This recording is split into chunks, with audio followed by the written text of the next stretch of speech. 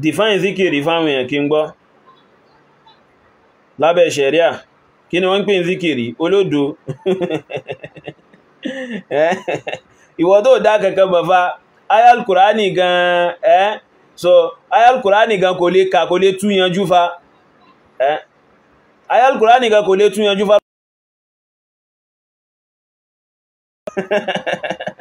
abẹ́rí nǹkan ni wọn kì í dá zikiri ṣe. àti ọba gba nǹkan ẹgbẹ́ wọn lè fún lóyè mọ̀kádà àtàwọn tí wọ́n ń ṣe táwọn ti wọlé tí wọ́n ti wùsùn àwọn ẹni ha tó bá padà yá wọn padà yìí tó lè sí akéda yẹn sí tó gángan lè gbé sófin wádà tó ṣòdù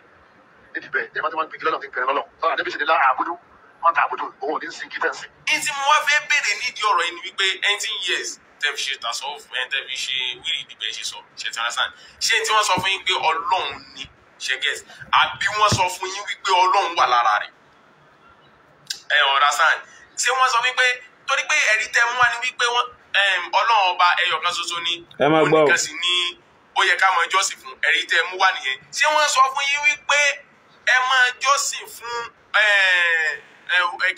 kíní fóònù ni tó bá fẹ́ kírun kọjú sí fóònù àbí ẹ̀rọ ní wíìdìdì kan tó fẹ́ kírun tó wá kọjú sọ́nà káwọ́là ṣẹ́gẹ̀t ṣé kíní yẹn ni wọ́n ń kọjú sí kíní yẹn ni wọ́n ń forí balẹ̀ fún ṣẹ́nà ṣé wọ́n wá sọ pé Ọlọ́run ni kíní yẹn ni àbí wọ́n sọ pé Ọlọ́run wà lára tẹ́ bá sọ wípé Ọlọ́run ni ọ̀tọ̀ ní tẹ̀sán tẹ́ bá sọ pé Ọlọ́run wà lára rẹ̀ ọ̀tọ̀ ní tẹ̀sán so ẹ má fi àgbékalẹ̀ ẹ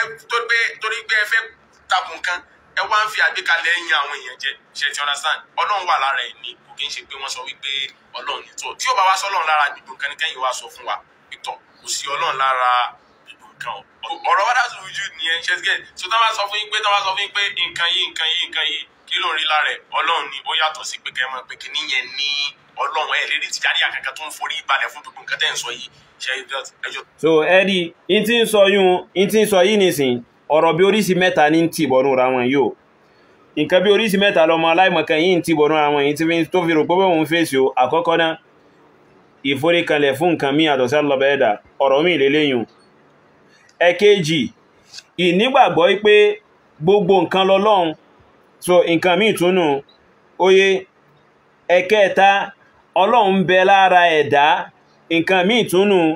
oyé al-ittihad òun ni kíni òun ni pé Ọlọ́run ń bẹ lára ẹ̀dá so irú èyí táwọn kíni irú èyí táwọn Nasara tí wọ́n nígbàgbọ́ sí nípa ipò Ọlọ́run ń bẹ lára Nabi Isa oyé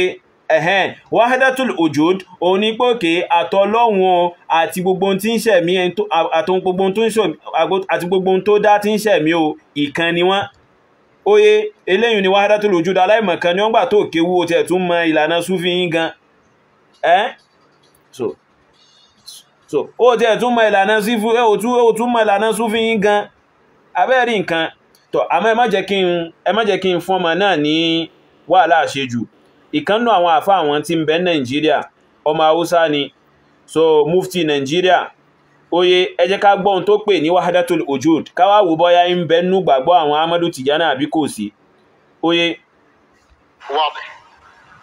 لأن وحدة الوجود اعتقاد أن الوجود كله كشيء واحد وأن الكون كله كشيء واحد وأن الحي والميت والشجر والبشر كل واحد وأن الخلق والخالق واحد. ẹgbọ́ so Sheikh Ibrahim Saleh mufti Nigeria nínú àwọn Tijaniya náà ni o nínú àwọn ọmọlẹ́yìn Ahmadu Tijani náà àti Ibrahim Inyas o so nínú ọ̀rọ̀ kan tó sọ láwọn ọdún mélòó kan sẹ́yìn bóyá 2001 lọ́dún 2001 oyé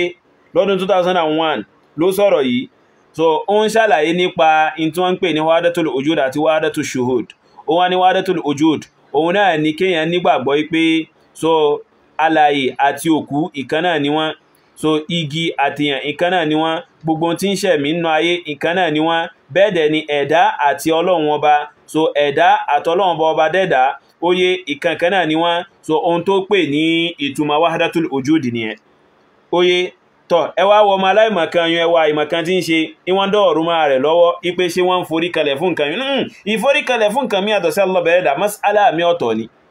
so as-sujudu li ghayrillah mas'alatun ukhra mas'ala mi ọ̀tọ̀ ni so wal i'tiqad bi wahdatil wujud awil ittihad awil hulul nǹkan mi ọ̀tọ̀ náà lòun náà oye so ìnígbàgbọ́ pé òkè allọ́bẹ̀ẹ́dà àtàwọn ẹ̀dá rẹ̀ ìkan náà ni wọ́n so àbí allọ́bẹ̀ẹ́dà a máa sọ̀kalẹ̀ sára àwọn ẹ̀dá rẹ̀ àbí ń bẹ lára àwọn ẹ̀dá rẹ̀ so ara wọn ipé sí wọ́n forí kalẹ̀ fún nǹkan yóò ni ó yá aláìmọ̀kan ni a ní kó lọ kéwò òun ṣe kátàkátà wọ́n ṣe rédèrèdè káàkiri o rò pé ká jókòó sí di kùbùrá ká jókòó sí di wàzífà ní pé èèyàn mọ̀ kéwù ni ajábájọ tí gbogbo yín tọ́pọ̀lọpọ̀ yín tẹ́ fi aláìmọ̀kan kalẹ̀ èyí ọmọ ìrfáníyàn náà ló sọ pé wọ́n lo ìlẹ́àmù fún òun náà tí mò ń bọ̀ wá nà lẹ́gba ní ìsìn aláìmọ̀kan ìlẹ́àmù tí ò wúlò kankan kẹ́ lọ kéwù ẹ̀ kéwù ẹ kàn jókòó asán kalẹ̀ ẹ̀ ń bá rédèrèdè káàkiri. ìkan náà ọmọlẹ́yìn Ibrahim Inyasi náà Nàìjíríà ìyún Sheikh Saleh Ibrahim pẹ̀lú àlàyé tó ṣe nípa Wahdatul Wujud yẹn àbí bẹ́ẹ̀ kọ́ tó ẹ jẹ́ ká wọnú tíra àwọn Tìjàníyà ìbọ́yá ìgbàgbọ́ yùn bẹ́ẹ̀ àbí kò sí ń bẹ̀ Jawahirul Ma'ani mujalladi alákọ̀ọ́kọ́ oye mujalladi alákọ̀ọ́kọ́ júzù alákọ̀ọ́kọ́ náà nìyẹn tó ní page 186 ní page kíní 186 Amadu Tijani sọ pé alkaunu kulluhu huwa Allahu ta'ala ẹ má gbọ́ Amadu Tijani sọ pé ayé gbogbo ayé pátápátá alkaun that is ayé àti tí ń bẹ́nu rẹ̀ ó ti kó sínú báhùn ó ti kó ọmọ ènìyàn ó ti kó ẹranko sínú ó ti kó odò sínú ó ti kó òkúta sínú oye alkaunu kulluhu Allah ọlọ́run ọba ni that is Allah bẹ̀ẹ́dà ni gbogbo ayé pátápátá Amadu Tijani ló sọ bẹ́ẹ̀ tọ́ ẹmà àwọn ọmọ Tijani àyún wọn yà láìmọ̀ kankan wọ́n wá lè máa dọ́gbọ́n kan fún ọmọ sọ fún yín pé kìníkàn majazi ni nǹkan majazi tó sọ yín di kèfèrí àwọn ló dọ̀ ọmọ gbà tí wọ́n kéwú majazi ajásù pé ó yẹ kí fíra àwọn náà ó yẹ kí wọ́n máa tú sí pé majazi náà lòun náà ṣe tó fi pé ààrẹ lọ́lọ́run ọba nù tó fi sọ pé Ọlọ́run ọba lòun wọ́n yà láìmọ̀kan dangadé gbogbo lẹ́fùn yẹn óyé tọ́ wọ́n wá lè máa fẹ́ wá máa dọ́gbọ́n àrékèrè kankan fún yín pé kìí ṣe ìtumọ̀ rẹ̀ nìyẹn kìí ṣe kíní kanu èyí tó bá tó bẹ̀ kó wá tu àmọ́ kó tó di pọ́n wá tu àbí bẹ́ẹ̀ kọ́ ṣé ẹ rí tẹ́ bá ti ka ọ̀rọ̀ yún lọ sísàlẹ̀ díẹ̀ ní page 186 yìí Amadu Tijani ó narétì ọ̀rọ̀ Ibn al-Arabi al-Hatimi olórí àwọn zanadikọ àtàwọn malahida óyé ó narétì ọ̀rọ̀ rẹ̀ kí ni ọ̀rọ̀ tó narétì ó sọ pé qala Ibn al-Arabi al-Hatimi Amadu Tijani sọ pé Ibn al-Arabi al-Hatimi sọ hina laqiya sayyidana Harun alayhi salatu wassalam nígbà tí Ibn al-Arabi pàdé Harun alayhi salatu wassalam Harun annabi Ọlọ́run ọba ni o so oye Harun alayhi salam annabi Ọlọ́run ọba ni àmọ́ Ibn al-Arabi al-Hatimi ó pàdé Harun ó ṣe kí ni ó pàdé ta ni ó pàdé Harun oye Ibn al-Arabi al-Hatimi ànábì ó pàdé Harun tó lógbà pẹ̀lú ànábì Musa alayhi salam ìgbà tó wá pàdé Harun ìwọ̀n sọ fún ànábì Harun náà pé tọ̀ ya nabi Allah ìrà ànábì Ọlọ́run qawluhu ọ̀rọ̀ Ọlọ́run ọba tọ́lọ́run bá sọ pé fala tushmit bi al-a'da má ṣe fi èébù mi sáwọn ọ̀tá lẹ́nu tọ́ aynal aduwwu alladhi tushiru ilay ibo làwọn ọ̀tá àbí ibo lọ̀tá tó ń tọ́ka sí ibo ló wà so wa hal thamma shay'un kharijun anillahi ta'ala ǹjẹ́ kankan bẹ lọ gangan tó já sí pé ó dá yàtọ̀ sọ́lọ́run ó dá yàtọ̀ sí Allah bá dẹ́dà ǹjẹ́ kankan bẹ lọ gangan rẹ̀ tó ń wò yẹn tó já sí pé ó dá yàtọ̀ sí Allah bá dẹ́dà ǹjẹ́ ń bẹ so to Amadu Tijani wọ́n sọ pé aw kama qala lahu àbí gẹ́gẹ́ bí Ibn al-Arabi ṣe sọ fún annabi Haruna yìí pé wa anna ma'asharul arifin ipe àwọn táwọn jẹ́ ìjọ àwọn ẹni tí wọ́n mọ Ọlọ́run ọba dáadáa tí wọ́n ní ìmọ̀ tó yè kóró ń pa Allah bá dẹ́dà ipe àwọn táwọn wà nù kánkọ́sì yẹn àwọn tí wọ́n nara kulla shay'in huwa Allah àwọn máa ń rí pé gbogbo nǹkan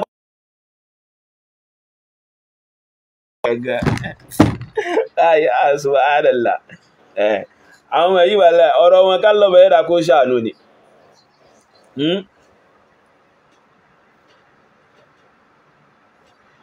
oye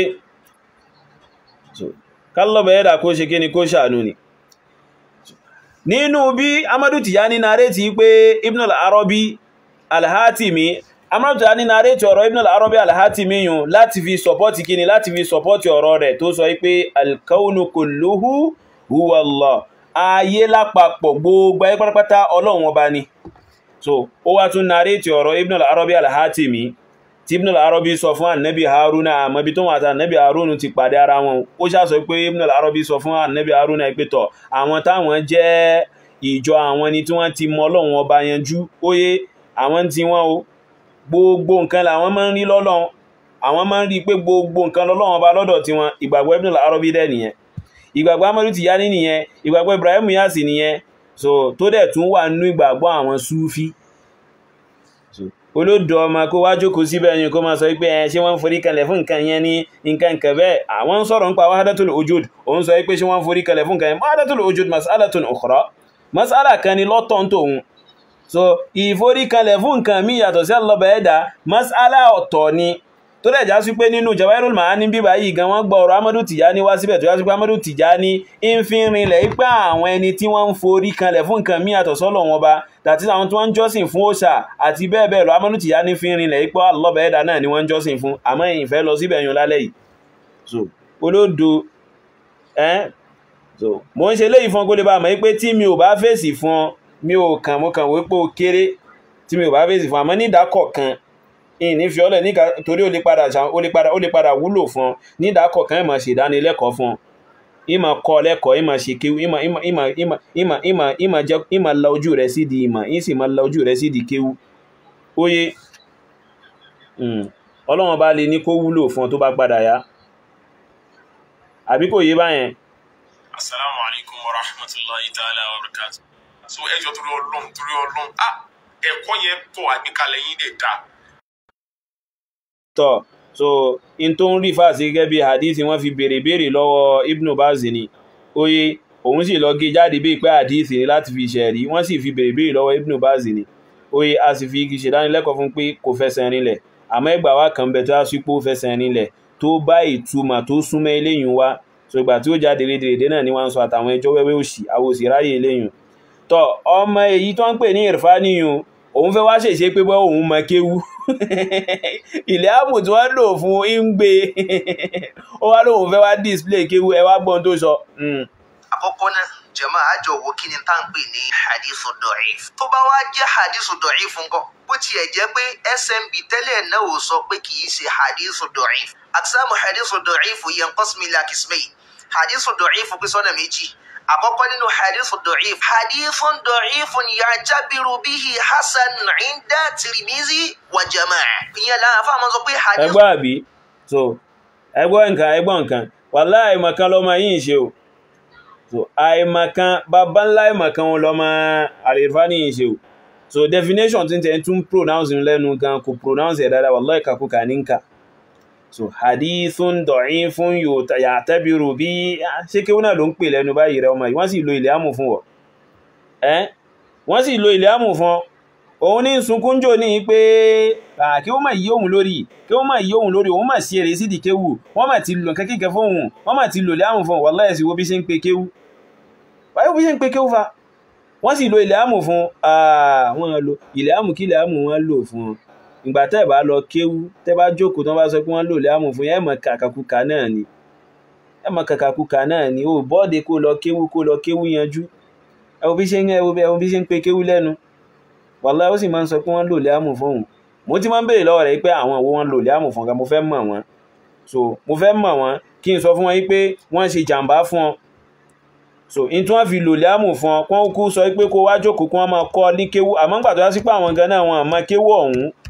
So wọ́n rò pé èèyàn máa ń ṣe kí ni, èèyàn máa ń gbẹ̀nà ẹ̀bùrú ma kí wọ́n mọ̀ pé èèyàn máa ń fara gbolẹ̀ fún ni. Wọ́n fẹ́ ṣe jàǹbá ìmọ̀ fún ọ, wọ́n mọ̀ pé tí wọ́n bá ṣe yóò padà di aburú fún ọ, náà ló padà bí aburú fún ọ yìí nìsín. Gbogbo ṣe ń pe kéwú lẹ́nu ya'tabiru bí inda Tirmidhi kìníkà subhanallah la ilaha illallah. Kai ó máa ṣe o máa sọ́bọ̀. حديث ضعيف نيو أما لكن معناه صحيح ثابت أليلو تبافلو حديث ين إن تيود حديث على كوكو ينو náà ni pé ká rí hadithu sọ̀híhù kan tó da ọ̀rọ̀ yẹn nù la tó lè da hadith dọ̀ífù àkọ́kọ́ tí mo dákọ̀ yẹn nù kí wọ́n wá múra yìí. ẹ gbọ́ ó ní n tó lè da hadith tàkọ́kọ́ yẹn nù òun náà ní tabari hadith tó fẹsẹ̀ rinlẹ̀ tó lè da ìtumọ̀ hadith àkọ́kọ́ yẹn nù olódo ni ọ́ àní ẹ̀ ti aláìmọ̀kan jọyàn ọmọ súfì yìí tó bá ń sọ̀rọ̀ nípa hadith da'if alhadith da'if alhadith da'if ṣé ó bùkátà sí pé tá a bá rí hadith kan tó fẹsẹ̀ rinlẹ̀ tó bá dànù ni so alhadith idha kana hukmuhu da'if tí hukmu rẹ̀ bá ti já sí wípé ó lẹ àbí bẹ́ẹ̀ kọ́ lùlùkọ́ ájúnù náà ni a ní ìkẹ́kẹ́ta fẹ́ fi ṣe so àdísù kan wá tó ṣe kí ni tó dánù àdísù kan wá tó dánù kò sí tàà nídìí ẹ̀ olódo gbàtẹ́ kéwú abẹ́ẹ̀rí nǹkan wàlá ẹmọ gbọ́ ẹmọ kan tí ó ṣe ìwà kó o máa tẹnu máa pé hadith da'if nígbà tó wá jẹ́ hadith da'if nǹkan sáà lè lò ó ni máa tún wá mú hadith kan wá tẹ́fì mọ̀ pé a lè da hadith yìí nù عن أبي هريرة قال رسول الله صلى الله عليه وسلم إذا حدثتم عني حديثا يوافق الحق Ànábì ní nígbà tí wọ́n bá mú hadith kan wá fún yín o tẹ́ wá rí pé hadith ó ṣe déédéé ó tọrọ tẹ́ lè lò ní àsìkò ìgbà yẹn lásìkò tá àwọn èèyàn tí wọn ò ní kà kún àwọn òbí wọn lójúmọ́ tí ọmọ mi ń gbé ìyá ẹ̀ sówó Ànábì ní tẹ́ bá ti wá rí bẹ́ẹ̀ o fakhudhu bihi ẹ lóru hadith bẹ́ẹ̀ mọ̀gbẹ́ o Ànábì wá ní haddathtu bihi aw lam uhaddith bihi bóyá mi Ànábì Muhammad sallallahu alaihi wasallam haddathtu bihi bóyá mo sọ̀rọ̀ hadith yẹn ni ó jẹ́ dọ̀ífù ni ó jẹ́ sọ̀híhù ni o bóyá mi Ànábì Muhammad sallallahu alaihi wasallam bóyá mo mú hadith yẹn wá ni o aw lam uhaddith bihi àbí tó bá tiẹ̀ já sí pé hadith dọ̀ífù náà ni ẹ sá ti mú wa ṣé hadith dọ̀ífù yẹn ní sísá wá lè lo àbá lè lo jàmá ọlọ́mọ ṣì wá lólódò. Assalamu alaikum wa rahmatullahi wa barakatuh. Wàlá ọ̀rọ̀ àwọn ọmọ yìí ó sì tó dẹ́wọ̀n sunkún fún wọn Amẹ́ríkà àìmọ̀kan ló sọ fa wallahi gbogbo tó wí látòkè dé láìmọ̀kan ni àìmọ̀kan bàbá ńlá àìmọ̀kan ó máa ṣe ooo yìí káì tọ́ ọmọ aláìmọ̀kan yìí ó sọ pé òun fẹ́ mú hadisi kan wá láti fi prove yìí pé a lè lo hadisi da'if so wípé òun fẹ́ mú hadisi kan wá pé a lè lo hadisi da'if Ànábì ò sọ pé a lè lo ó yá aláìmọ̀kan gan jẹ́ ń ṣèdánilẹ́kọ̀ọ́ fún wọn díẹ̀ oye jẹ́ ń ṣèdánilẹ́kọ̀ọ́ fún wọn díẹ̀ oye nínú tírà tí ń bẹ wájú mi yìí àwa máa ń ka tírà ni àwọn òráyè àwọn ẹjọ́ wẹ́wẹ́ òṣì tí ò ní àwúlò kankan tọ́ nínú tírà tí ń bẹ wájú mi yìí kìtàbù du'afa'il kabir kìtàbù ad-du'afa'il kabir tálẹ́ni tó kọ Abu Ja'far Muhammad ibn Amri ibn Musa ibn Hamad al-Uqayli al-Makki so mujalladi alákọ̀ọ́kọ́ oye jùzọ alákọ̀ọ́kọ́ so in tó kà láìpẹ́ yìí tó pè ládìísì yẹn àbí oye tó pè ládìísì yẹn tó sọ pé Ànábì sọ́lẹ́mù sọ pé tóun bá sọ̀rọ̀ kan nǹkan kan àbí bẹ́ẹ̀ so in bẹ́ nínú bí mò ń bọ̀ náà tẹ́ bá lọ sí page 33 page kíni page 33 nínú kìtàbù du'afa'il kabir yìí tọ́ ẹ máa gbọ́ ẹ máa wọ nǹkan an Abi Hurairah látọ̀dọ̀ Abu Hurairah anna nabiyya sallallahu alaihi wasallam qal ipa nabi sallallahu sọ pé idha huddithtum anni hadithan tí wọ́n bá sọ nípa mi fún yín àbíkẹ́ tí wọ́n bá yín sọ̀rọ̀ so nípa mi lórí hadithu kan àbí tí wọ́n bá fún yín nírò nípa hadithu kan látọ̀dọ̀ mi yuwafiqul haqqa tí hadithu náà dẹ̀ ṣe kíni tó ṣe dédé òdodo fakhudhu bihi ẹ ṣe kíni ẹ mú lò kẹfì ṣiṣẹ́ o haddathtu bihi aw lam uhaddith bihi mo sọ àbí in sọ ẹ lò wallahi kálọ́mà yìí bá kéwú ni ní ọmọ Al-Irfani tó sọ pé wọ́n lo ìlàmù fún yìí olódò ọmọ ká ló bá kéwú ni ó yẹ kó ti mọ̀ pé eléyìí náà irọ́ ni ànábì ò lè wí so mẹ́tínú rẹ̀ gan ó ti kọ́kọ́ fi ẹgbẹ́ ànábì ò sọ náà káàtẹ̀ kọ́kọ́ má lọ síbi ká má ti lọ síbi sánádù ẹ̀ náà so mẹ́tínú yún gan ti fi hàn pé ànábì ò wí nítorí kí ni àwọn ẹgbà wá tó yapa àwọn ẹgbà wá ń bẹ tó pọ̀ tó lálàáfíà tó yapa eléyìí oye yàtọ̀ sí lẹ́yìn wá rè sánádù ẹ̀ ò tún wá dà olódò ọmọ so eléyìí gan wọ́n fi pa wọ́n parọ́ ẹ̀ má ànábì ni náà so ipe idha hudithtum wallahi ilhamu lalai sí mafa abẹ́rẹ́ àdánwò so ilhamu lalai lọ kẹ́kọ̀ọ́ ẹ̀sìn àsán ẹnu lásán kíníkan ó pọ̀nlẹ̀ fáwọn ìwò lọ́dọ̀ àwọn ta ni lọ́dọ̀ ọgbọ̀n yí tẹ́ẹ̀jọ kẹ́kọ̀ọ́ tẹ́ẹ̀sí tán àti kẹ́kọ̀ọ́ tó yá sí pé ìdí kẹ́tẹ̀kẹ́tẹ̀ lẹ́ ń bá káàkiri ta ló ráyè ogbọn àwọn yẹn so Ànábì ni ó wá sọ eléyìí pé idha hudithtum anni hadithan tí wọ́n bá sọ fún yín nípa mi àbí tí wọ́n bá fún yín nírò nípa hadith kan látọ̀dọ̀ mi yuwafiqul haqq tó bá òdodo mu fakhudhu bihi ẹmúlò haddathtu bihi aw lam uhaddith bihi mo sọ àbí ń sọ ẹlò wallahi Ànábì ò sọ nǹkan yìí Ànábì ò wí kìí ṣe hadith Ànábì so oye kódà àwọn àfáà ń bẹ tó yá sí pé wọ́n gbé ìdájọ́ mawdu' wọ́n gbé ilé àmọ́ nínú tírà tá ń ká yìí kìtàbù ad-du'afa al-kabir oye tọ́ kí ni àfáà sọ ń parẹ̀ wọ́n ní walaysa li hadha al-lafzi عن النبي صلى الله عليه وسلم إسناد يصح ipe gbólóhùn yìí that is ẹwọ tí wọ́n ti fi categorize àbíbẹ̀kọ́ wọ́n ní gbólóhùn yìí o àwọn gbólóhùn tí wọ́n sọ kalẹ̀ yìí o so kò ní sánàdù kan tó lálàáfíà látọ̀dọ̀ Nabi sallallahu alaihi wasallam so oye walil ash'ath ay ash'ath ibn bazar oye ash'ath ibn bazar dẹ̀rẹ̀ oye هذا غير وللأشعث هذا غير حديث منكر so ash'ath tẹ́dẹ̀rí yóò ó ní àwọn hadith tó yá sí pé munkaru láwọn hadith yóò tí ó ló ń kà so oye ohun gẹ́gẹ́ fún aláàrẹ̀ munkarul hadith ni so ohun gẹ́gẹ́ fún aláàrẹ̀ matrukul hadith ni oye gẹ́gẹ́ bí an-Nasa'i rahimahullah gẹ́gẹ́ bóhun náà ṣe sọ ipe ash'ath ibn bazar matrukul hadith ẹni tá mọ́ ń pẹ́ hadith ẹ̀sẹ́gbẹ̀ ni tó yá sí pé àìrí hírò kò sí tá fẹ́ fi ṣe tó kò wá tán síbẹ̀ fa nínú mizanul i'tidal ti al'imamu zahabi rahimahullah oye al'imamu zahabi mu wá nínú mujalladi alákọ̀ọ́kọ́ ní page 264 ní ìkàkùkà tó ma yìí ká tó fẹ́ fi sọ pé òun fẹ́ ma fi lo hadith dọ̀ífù yóò ló dọ̀ ọmọ ọkúrí so wọ́n ti sí ilẹ̀ àmúlò fún ọ àwọn tí wọ́n lò lè àmù fún ọ ni mò ń ṣe kí ni mò ń káànú torí ojú ọmọ tí wọ́n bí tí wọ́n bá ti ń wá ìmọ̀kan rẹ̀ yìí oye tọ́ alimamu zahabi sọ pé Muhammad ibn Aun az-Ziyadi anba'ana ash'ath ibn Buzar oye tó bá sì wọ́ lè pè ní Bazar àbí sorry ash'ath ibn Baroz ni kìí ṣe ibn Bazar oye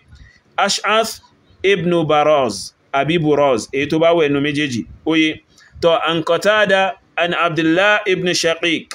an Abi Huraira marfu'an látọ̀dọ̀ Abu Huraira ipe idha huddithtum anni bi hadith yuwafiqu al-haqqa tí wọ́n bá fún yín nírò látọ̀dọ̀ mi nípa hadithu kan tó bá bódodo mu fakhudhu bihi ẹmú lo haddathtu bihi aw lam uhaddith bihi mo sọ àbí ń sọ ẹlò al-Imam Zahabi rahimahullah wọ́n ní hadithu yóò munkarun jiddan al-Imam Zahabi sọ pé ó ṣe kí ni hadithu yóò ó burú jáì so hadithu munkaru dẹ̀rẹ̀ òun náà ni hadithu tó yá sí pé rọ́wí kan bẹ́m̀bẹ̀ tó já sí wípé ghalatu ẹ̀ ó burú jáì so rọ́wí kan bẹ́m̀bẹ̀ tó já sí wípé óyé wọ́n kẹfin irọ́ pípa wọ́n kẹfin rẹ̀ ń pa rẹ̀ óyé àti bẹ́ẹ̀ bẹ́ẹ̀ lọ nínú àwọn àti bẹ́ẹ̀ bẹ́ẹ̀ lọ nínú àwọn kíni nínú àwọn so nínú àwọn tí àwọn àfáìsìn sọ nípa hadithu yìí tó ọmọ aláìmọ̀kan yìí tó fẹ́ fi sọ pé òun lè máa lò lẹ́rìí láti máa lo hadithu da'if olódò ọmọ ṣe wá rí ọ̀rọ̀ tó ọmọ aláìmọ̀kan eléyìí sọ yìí ní ọmọ Al-Irfani yìí ọmọ SMB yún òun wá kọ́mẹ́ǹtì síbẹ̀ ó wá kọ́mẹ́ǹtì sí bí àìmọ̀kan tó ọmọ yẹn ṣe tí ọmọ Al-Irfani yẹn ṣe kí ló kọ́mẹ́ǹtì sí ó ní onímímọ̀ tó yè kóró ẹ máa wá gbọ́ ohun tí èyí ọmọ Al-Irfani olódò onílẹ̀ àmù yẹn ṣe ó wá sọ pé pàṣán fún àwọn ọmọ aláìlẹ́kọ̀ọ́ lórí àìmọ̀kan fa wàhálà lórí àìmọ̀kan àti odò gbàtẹ́lẹ́yìn ò kéwú ẹgbẹ́ pé mo sọ pé ọmọ SMB yẹn kò kéwú kò kẹ́kọ̀ọ́ kò mọ̀ tó ń pè ní ìmọ̀ oye èyí wíwí kú wí ó sọ rédèrèdè kò lọ wádìí kò verify rẹ̀ ń sọ pé onímọ̀ tó yè koro níbi títí wíwí kú wí títí sọ̀sọ́kùsọ̀ títí ń parọ́ mà nẹ́bì àwọn ọmọ yìí tó rẹ̀ mo ṣe sọ pé tí mo bá ní kí n máa jòkó tì wọ́n oye wọ́n kàn gbà yàn lásìkò ní torí aláìmọ̀kan tó gbókun ní wọ́n so aláìmọ̀kan tó gbókun làwọn ọmọ yẹn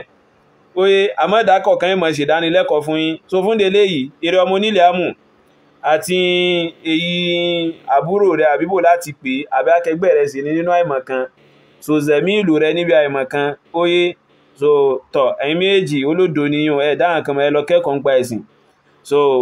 ẹ lọ ṣe kí ni ẹ lọ kọ́ ẹ̀kọ́ nípa ẹ̀sìn ẹ lọ kẹ́kọ̀ọ́ nípa ẹ̀sìn oye ẹ lọ wá ẹ̀mẹ́sìn oye tálọ́bẹ̀ ẹ̀dà kó mọ́ ṣàfi ọ̀nà mọ̀yí tọ́ hadithu tọ́mọ̀ ẹ̀ẹ́kà ẹjẹ́ kí n fi díẹ̀ kún fún tó sọ pé ànábì ní kí wọ́n máa lo hadithi òun sọ tó bá ti sọ pé òun ànábì lòun sọ kán sáà máa lò lọ àbí so hadithu tọ́mọ̀ ẹ̀ẹ́kà tó fẹ́ fi ṣẹ̀rí rédèrèdè tí ń bá kàkiri so Ash'ath ibn Buraz al-Hujaymi tá sọ yẹn àbí tọ́ ibn Ma'in that is Yahya ibn Ma'in àtẹni tó yàtọ̀ sí Yahya ibn Ma'in wọ́n dọ̀ afá rẹ̀ that is wọ́n sọ pé dọ̀ ìfún ní Ash'ath ibn Buraz ó dẹ̀ wà nù kíni ó dẹ̀ wà nù sanadu hadith tó wọ́n fi parọ́ máa nẹ́bì yẹn tọ́ An-Nasa'i sọ pé maturukul hadith oye al-Bukhari rahimahullah òun sọ pé munkarul hadith that is Ash'ath ibn Buraz munkarul hadith bẹ́ẹ̀dẹ̀ ni matrukul hadith ni bẹ́ẹ̀dẹ̀ ni dọ̀ífù ni bẹ́ẹ̀dẹ̀ ni àti bẹ́ẹ̀bẹ́ẹ̀ lọ nínú àwọn táwọn àfẹ́ẹ̀sìn tí wọ́n ṣe kí ni tí wọ́n sọ lórí ẹ̀ káì subhanallah so ìyún jẹ́gẹ́ bó ṣe lóhun ó jẹ́ jàre akànní kákàn lo iṣẹ́ ká má waste àsìkò wa so a tún ní àwọn nǹkan míì tá fẹ́ gbájúmọ́ so àwọn àfá àwọn ń bẹ lọ́wọ́ wa tá ń ṣe ìdánilẹ́kọ̀ọ́ fún so wọ́n lọ máa jàǹfààní ìmọ̀ yòókù nínú ìdánilẹ́kọ̀ọ́ tí a ṣe fáwọn àfá wọn so hadha wa sallallahu wa sallama ala nabiyyihi wa ala alihi wa sahbihi ajma'in so ẹni tó bá fẹ́ wá sókè lórí TikTok so tẹ́ bá fẹ́ ká gbé yín wá sókè lórí TikTok a gbé wọn àmọ́ lórí Facebook báyìí so àti ṣe kíni àti